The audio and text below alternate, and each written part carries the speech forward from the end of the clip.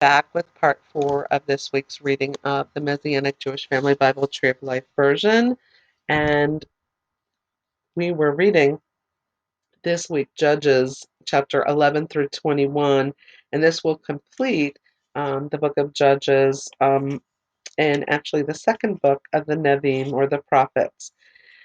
What we're going to get into now is the strife of the tribe of Benjamin, and that is going to actually wrap up. Actually, I'm going to read 19 through 21, and that will be wrapping up the book of Judges, and we'll do a recap on this at the end after the reading. And then, of course, as always, we're going to do an altar call and the Aaronic blessing to end this week's teaching. So chapter 19, crime at Gibeah of Benjamin. Now in those days there was no king in Israel. There was a certain Levite dwelling in a remote part of the hill country of Ephraim, who got himself a concubine out of Bethlehem in Judah. But his concubine played the harlot against him and went away from him to her father's house to Bethlehem in Judah, and was there for a period of 4 months. Then her husband arose and went after her to speak kindly to her to bring her back. He had a servant and a pair of donkeys with him. So she brought him into her father's house. And when the father of the young woman saw him, he was glad to meet him. His father-in-law, the young woman's father, kept him staying with him 3 days, eating, drinking, and lodging there. Now on the fourth day they woke up early in the morning, and he rose up to depart. But the young woman's father said to his son-in-law, "Strengthen your heart with a morsel of bread, and afterward you may go." So the two of them sat down and ate and drank together. Then the young woman's father said to the man, "Please be willing to spend the night, and let your heart be merry." Then the man rose up to depart, but his father-in-law urged him, so he lodged there again. Then he woke up early in the morning and on the fifth day to depart. But the young woman's father said, "Please strengthen yourself and tarry until afternoon." So both of them ate.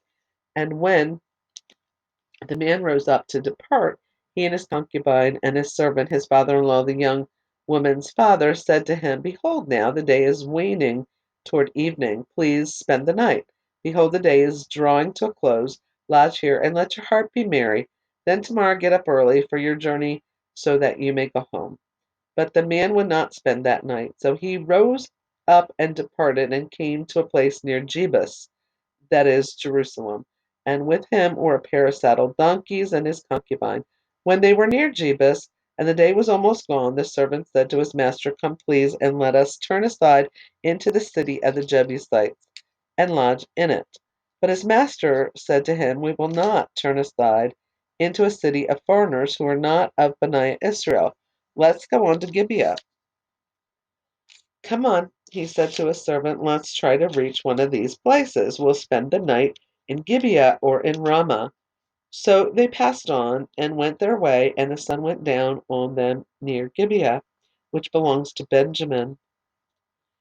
Then they turned aside there to enter and lodge in Gibeah. When he went in, he sat down in the town square, for there was no one who took them into his house to spend the night. Now behold, an old man was coming from his work in the field at evening, the man of the hill country of Ephraim, but dwelled in Gibeah, while the rest of the men of the place were Benjamites. When he lifted up his eyes and saw the wayfaring man in the open square of the town, the old man asked, "Where are you going, and where do you come from?" "We are passing from Bethlehem of Judah," he said, "to the remote part of the hill country of Ephraim, for I am there, and I went to Bethlehem of Judah. But now I am going to the house of Adonai, yet no one has taken me into his house. Nevertheless, there is both straw and fodder for our donkeys, and also bread and wine for me, your handmaid, and the young man that is with your servants. There is no lack of anything." The old man said, "Shalom to you. Let all your needs be on me, only don't spend the night in the open square." So he brought him into his house and gave the donkeys fodder, and they washed their feet and ate and drank. While they were making their hearts merry, behold, some worthless men of the town surrounded the house. Pounding the door, they shouted to the owner of the house, "Bring out the man that came into your house." They said to the old man, "So we may have relations with him." But the man, the owner of the house, went out and said to them, "No, my fellows, please don't do this evil. After all, this man has come into my house. Don't commit this disgraceful deed. Look, here is my virgin daughter and his concubine. I will bring them out to you now, and you may abuse them and do to them whatever pleases you, but don't do such a degrading thing to this man." But the men would not listen to him. So the man seized his concubine and brought her out to them, and they raped her and abused her all night until morning. When dawn broke, they let her go. As the morning came, the woman came and fell down at the doorway of the man's house where her master was until it was full daylight. When her master rose up in the morning, opened the doors of the house, and went out to go his way, behold, the woman, his concubine, had collapsed at the doorway of the house, with her hands on the threshold. "Get up," he said to her, "and let's go." But there was no response, so he placed her on the donkey. Then the man got up and went to his place. Now, when he entered her house, because she had died, actually, they had harmed her so much that she actually died in the doorway. Now, when he entered his house, he took a knife and laid hold of his concubine and cut her limb by limb into 12 pieces and sent her to all the territory of Israel. So it was that everyone who saw it said, "Nothing like this has ever happened or been seen since the day that Bani Israel came up from the land of Egypt to this day. Think it over, take counsel, and speak up." So he sent a part of her to every one of the tribe of Israel to let them know what the tribe of Benjamin had done um, to this woman. And then we go on to chapter 20, Battle of Gibeah. Then all Bani Israel went out and was assembled as one man from Dan to Beersheba with the land of Gilead before Adonai at Mizpah. The chiefs of the people and of the tribes of Israel presented themselves in the assembly of the people of God, 400,000 foot soldiers armed with swords. Now the children of Benjamin heard that Bani Israel had gone up to Mizpah. Bani Israel asked, "Tell us, how did this wickedness take place?" So the Levite, the husband of the murdered woman, answered and said, "I came with my concubine to Gibeah of Benjamin to spend the night. Then men of Gibeah rose against me, surrounded the house over me at night. They intended to kill me, but instead they raped my concubine until she died. So I took my concubine and cut her into pieces and sent her throughout the land of Israel's possession, for they have committed something obscene and degrading in Israel. Behold, all of you, sons of Israel, give your advice and counsel here." Then all the people arose as one man, saying, "Not one of us will go to his tent, nor will any of us return to his house. But now this is what we will do to Gibeah. We will go up against it by lot. We will take I had to pause and get a sip of water here. We will take 10 men of 100 throughout the tribes of Israel, and 100 of 1,000, and 1,000 out of 10,000 to supply provisions for the troops, so that when they come to Gibeah of Benjamin, they may do to them according to all the disgrace that they have committed in Israel. So all the men of Israel were gathered against the town, knit together as one man. And the tribes of Israel sent men throughout the tribe of Benjamin, saying, "What is this wickedness that has taken place among you? Now therefore give up the men, the worthless fellows that are in Gibeah, that we may put them to death and purge this evil from Israel." But the children of Benjamin would not listen to the voice of their kinsmen, Bani Israel. So the children of Benjamin were gathered from their towns in Gibeah to go out to battle against Bani Israel. On that day the children of Benjamin mustered 26,000 swordsmen from the towns, besides the inhabitants of Gibeah, who numbered 700 chosen men. Out of all these troops, there were 700 chosen men that were left-handed, each of whom could sling a stone at a hair and not miss. Meanwhile, the men of Israel, apart from Benjamin, numbered 400,000 swordsmen, all men of war. Then Benaiah Israel arose, went up to Bethel, and inquired of God. They asked, who is to go up first to battle for us against the children of Benjamin? Adonai replied, Judah first. So Benaiah Israel rose up in the morning and camped against Gibeah. The men of Israel went out to battle against Benjamin and arrayed for battle against Gibeah. But the children of Benjamin came out of Gibeah and struck down 22,000 men of Israel on the field that day. But the people of the men of Israel rallied their strength and arrayed for battle again in the same place where they had arrayed themselves the first day. Yet Benaiah Israel went up and wept before Adonai until evening, then inquired of Adonai, saying, Shall I again draw near to battle against the children of Benjamin, my brother? Adonai said, Go up against him. So Benaiah Israel advanced against the children of Benjamin on the second day. Benjamin came out against them from Gibeah again the second day and struck down 18,000 of Benaiah Israel on the field, all drawing the sword. Then all Benaiah Israel went up, and all the people came to Bethel and wept and sat there before Adonai. They fasted that day until evening, and they offered burnt offerings and fellowship offerings before Adonai.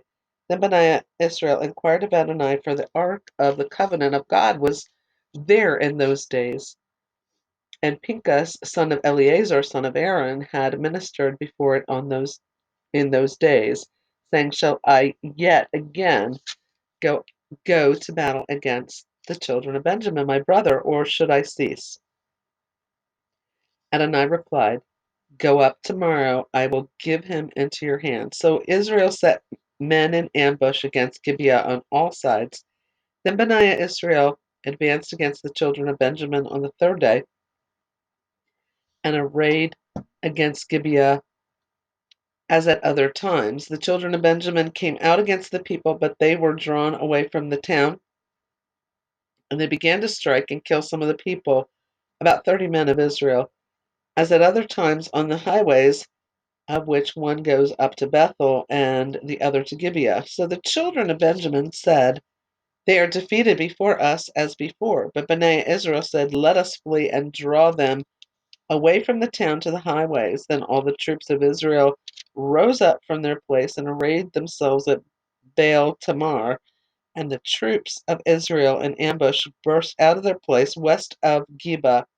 Then 10,000 troops chosen from all Israel made a frontal attack on Gibeah, and the battle became fierce. But the Benjamites did not know that disaster was about to strike them. Then Adonai struck Benjamin before Israel. Benaiah Israel killed 25,100 of Benjamin that day, all drawing the sword. So the children of Benjamin realized that they were defeated.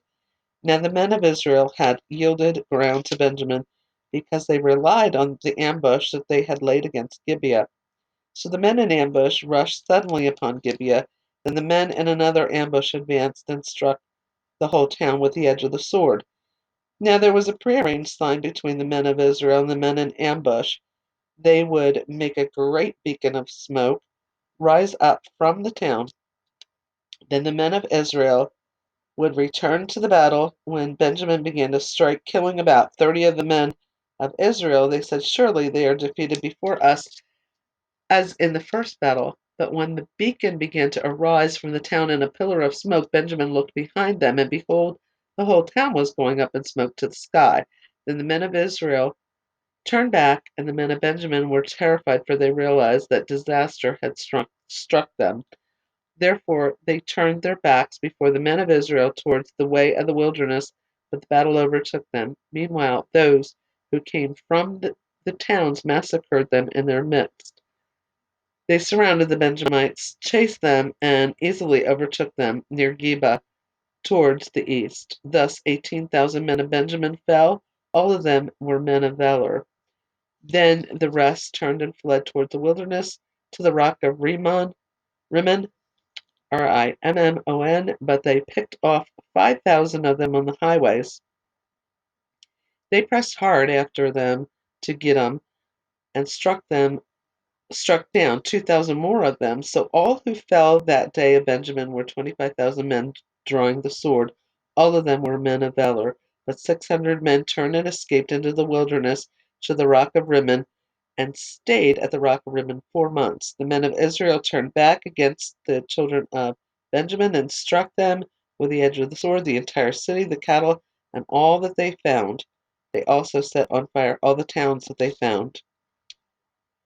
In chapter 21, Israel preserves the Benjamites. Now the men of Israel had sworn in Mizpah, saying, "None of us will give his daughter to Benjamin in marriage." So the people came to Bethel and sat there till evening before God and lifted up their voices and wept bitterly. They said, "Adonai, God of Israel, why has this happened in Israel that one tribe should be missing in Israel?" Then it was on the next day that the people rose up early and built an altar there and offered burnt offerings and fellowship offerings. Then Bani Israel asked, "Who is there among all the tribes of Israel who did not come up to the assembly before Adonai?" For they had made a great oath concerning anyone who did not come up to Adonai at Mizpah, saying, "He will surely be put to death." Now Benaiah Israel felt sorry for Benjamin, their brother, and said, "Today one tribe has been cut off from Israel. What should we do about providing wives for those who are left, since we have sworn to Adonai not to give them any of our daughters in marriage?" Then they inquired which one of the tribes of Israel that did not go up to Adonai at Mizpah. Then behold, no one had come to the camp from Jabesh Gilead to the assembly. For when the people were numbered, behold, not one of the inhabitants of Jabesh Gilead was there. So the congregation sent 20, I'm sorry, blah. So the congregation sent 12,000 valiant warriors there and commanded them, saying, "Go and strike the inhabitants of Jabesh Gilead with the edge of the sword, with the women and the little ones. Now this is the thing that you will do. You are to utterly destroy every male and every woman who has lain with a man." So they found among the inhabitants Jabesh Gilead 400 young virgins who had not known man by lying with him. They brought them to the camp of Shiloh, which is in the land of Canaan. Then the whole congregation sent and spoke to the children of Benjamin who were in the rock of Rimmon and proclaimed shalom to them. When Benjamin returned at that time, they gave them the women whom they had spared from the women of Jabesh Gilead. Yet they were not enough for them, so the people were sorry for Benjamin because Adonai had made a breach in the tribes of Israel. Then the elders of the congregation said, "What should we do about wives for those who are left, since the women have been destroyed out of Benjamin?" They said, "The survivors of Benjamin must have heirs, so that a tribe would not be blotted out from Israel. Yet we cannot give them wives of our daughters, for Bani Israel has sworn, saying, 'Cursed is he who gives a wife to Benjamin.'" So they said, "Behold, there is a feast of Adonai from year to year at Shiloh, which is to the north of Bethel, on the east side of the highway that goes up from Bethel to Shechem, and to the south of Lebanon." So they commanded the children of Benjamin, saying, "Go and hide in the vineyards, and watch and behold if the daughters of Shiloh should come out to join in the dances. Then come out of the vineyards, and let each of you catch his wife from among the daughters of Shiloh. Then go to the land of Benjamin. So it will be, if their fathers or brothers come to complain to us, that we will say to them, 'Grant them graciously for us, because we did not provide each one of them his wife in battle, nor did you give the girls to them, else you would now be guilty.'" So the children of Benjamin did so, and took the number of wives from the dancers whom they carried off. Then they went and returned to their inheritance, and rebuilt the towns, and settled in them. So Benaiah Israel departed from there at that time, each man to his tribe and family. Everyone went out, and from there to his own inheritance. In those days there was no king in Israel. Everyone did what was right in their own eyes. So that is the end of the reading in Judges, I'm going to quick recap this because this was very interesting, and we're already at 20 minutes, so I'm going to come back with the next part. So we'll recap it, and then we'll end with the next part.